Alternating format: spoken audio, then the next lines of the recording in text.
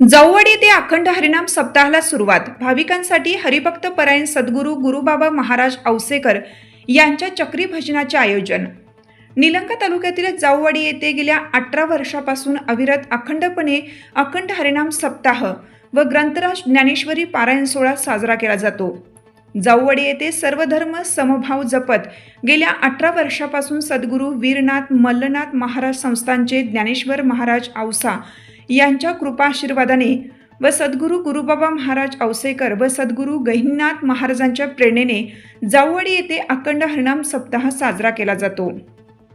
या सप्ताहात काकडा, गुरुगीता, ज्ञानेश्वरी पारायण, मल्लनाथ गाथा भजन, वीरनाथ चरित्र, हरिपाठ, रामकृष्ण हरिभजन, चक्री भजन, कीर्तन, संगीत भजन, हरिजागर अशा अनेक कार्यक्रमांचं आयोजन करण्यात आलं।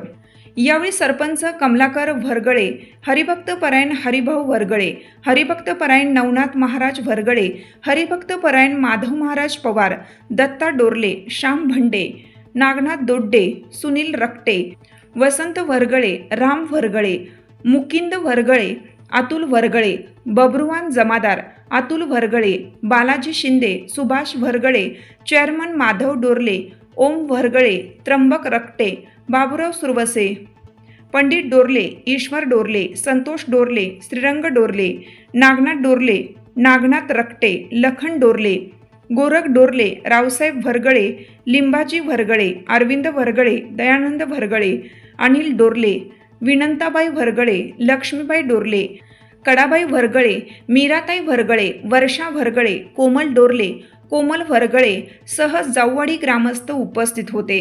जय भारत न्यूजसाठी जीवन जाधव, लातूर। अखंड हरिनाम सप्ताह सोहळा वर्ष 18 एकूण आमच्यात आज 18वा वर्ष आहे। सप्ताह सुरुवात होऊन सप्ताह सुरू झाल्यापासून कीर्तन, हरिपाठ, भजन, चक्री भजन, काकडा आणि ज्ञानेश्वरी पारायण सोहळा हे होत आहे।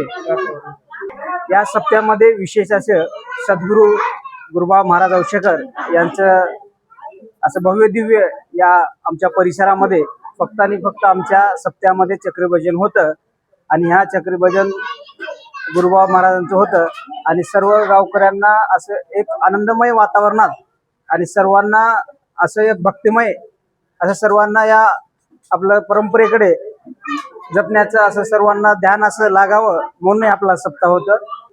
आणि विशेषतः सप्ताह सोहळा जसा आषाढी कार्तिक वारी सोहळा त्याप्रमाणेच आमच्या हा पंचकृषीमध्ये सप्ताह होतो। त्याचप्रमाणे आपल्या लेकी बहिणी जे काही दिलेल्या सुना सर्व ह्या ठिकाणी परिसरातील सगळे सोयरे या ठिकाणी येतात आणि हा विठ्ठल असं एखादी यात्रेचं स्वरूप त्या ठिकाणी आमच्या छोट्याशा गावामध्ये होतं। लोकसंख्येनं खूप असं छोटं गाव आहे, पण त्या सर्व आजूबाजूच्या परिसरातील सर्व जनता आणि लोक आनंदमय वातावरणामध्ये येतात आणि भक्तिमय असा सप्ताह सोहळा पार करतात। पण असे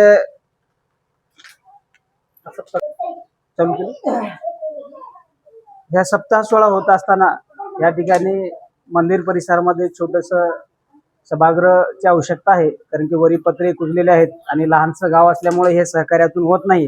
तरी मला दोन्ही आमदार आणि खासदार या सरपंच नात्यांना विनंती आहे की सभागृह देऊन सहकार्य करावे ही गावकऱ्याच्या वतीनं व या सरपंच नात्यानं हे नम्र विनंती आहे।